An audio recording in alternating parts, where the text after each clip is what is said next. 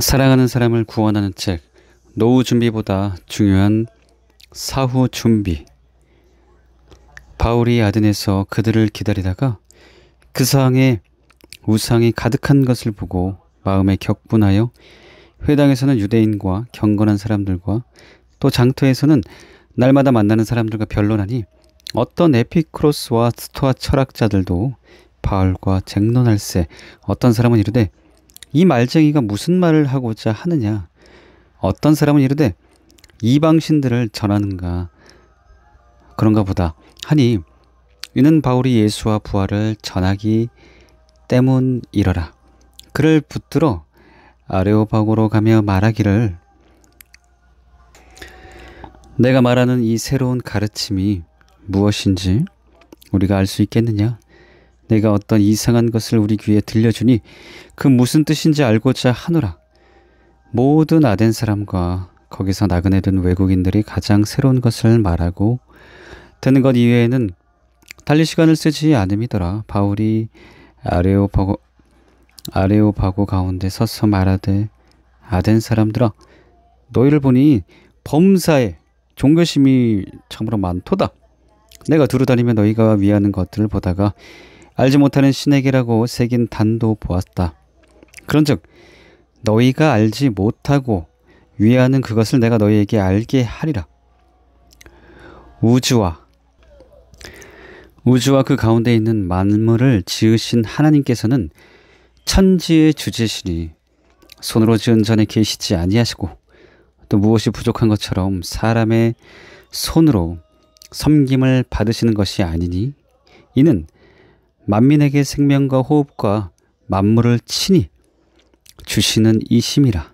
인류의 모든 족속을 한 혈통으로 만드사 온 땅에 살게 하시고 그들의 연대를 정하시며 거주의 경계를 한정하셨으니 이는 사람으로 혹 하나님을 더듬어 찾아 발견하게 하려 하심이로되 그는 우리 각 사람에게 멀리 계시지 아니하도다.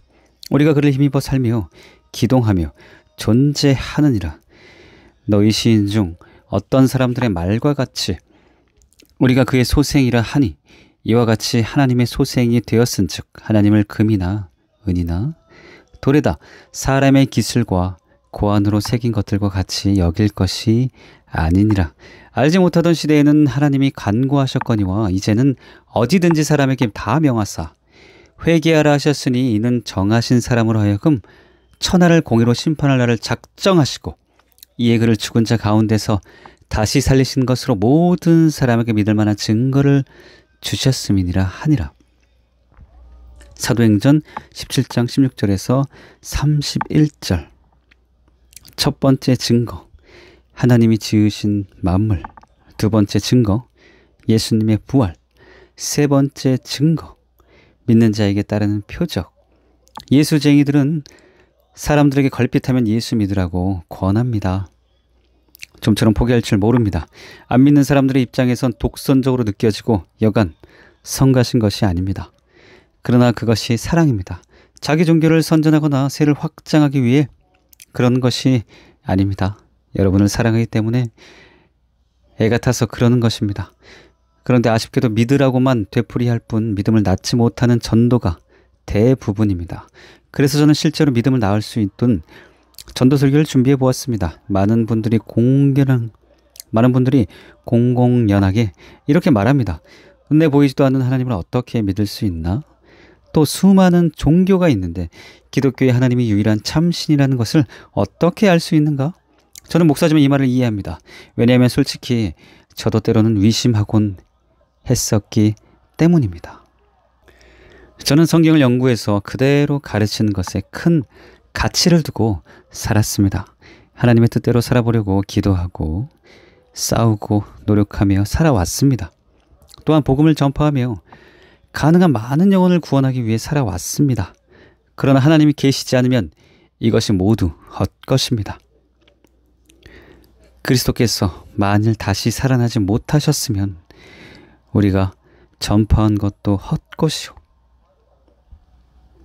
또 너희 믿음도 헛것이며 그리스도께서 다시 살아나신 일이 없으면 너희의 믿음도 헛되고 너희가 여전히 죄 가운데 있을 것이요 또한 그리스도 안에 잠자는 자도 망하였으리니 만일 그리스도 안에서 우리가 바라는 것이 다만 이 세상의 삶뿐이면 모든 사람 가운데 우리가 더욱 불쌍한 자이리라. 부활과 마찬가지로 하나님이 존재하지 않으면 나의 믿음이 헛것이고 성경 연구도 헛것이고 말씀대로 살려고 애쓰는 것도 헛것이고 많은 영혼을 구원하기 위해 선교하는 것도 다 헛것입니다. 그래서 만약 하나님이 계시지 않으면 난 무엇을 위해 산 것이 되는 거지? 라는 미심과 허탈감이 한동안 저를 괴롭혔습니다. 목사가 이런 위심을 했다니 충격적이지요. 본래 저는 위심이 없는 사람입니다. 어릴 때부터 하나님에 대한 위심이 전혀 없었습니다. 그런데 제가 목사가 되어 뒤늦게 위심하게 된 데는 그럴 만한 이유가 있습니다. 저는 회교의 테러와 인권 유린과 박해, 또 그럼에도 불구하고 빠르게 퍼져나가는 것을 보면서 생사여탈권을 갖고 계시고 영혼을 지극히 사랑하시는 하나님이 왜 마음의 틀을 어릴 때 제거하지 않았는지 도무지 이해할 수가 없었습니다. 또 칼빈이 사람의 계명으로 개신교를 망치도록 왜 그를 가만 내버려 두셨는지 도무지 이해할 수 없었습니다. 또 김일성 3대가 저렇게 지독하게 기독교를 박해하고 모든 교회를 없애버리고 복음 전파를 막고 있는데 왜 김일성을 살려두었을 뿐 아니라 저렇게 3대까지 그냥 두시는지 도무지 이해할 수 없었습니다. 성경은 진리다. 예수님만이 유일한 구원자다. 천국과 지옥은 실제로 존재한다. 이렇게 믿을 수 있는 결정적이고 확실한 증거를 애타게 찾고 또 찾았습니다.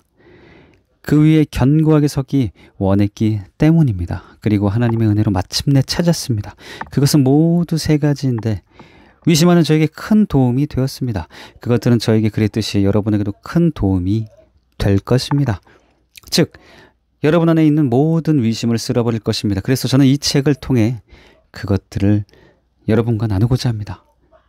하나님은 우리에게 믿으라고 명령만 하신 것이 아닙니다. 믿을 수 있는 확실하고도 결정적인 증거들을 주셨습니다. 그런데 물론 지금은 전부는 아니지만 이 중 많은 의문들이 해결되었다.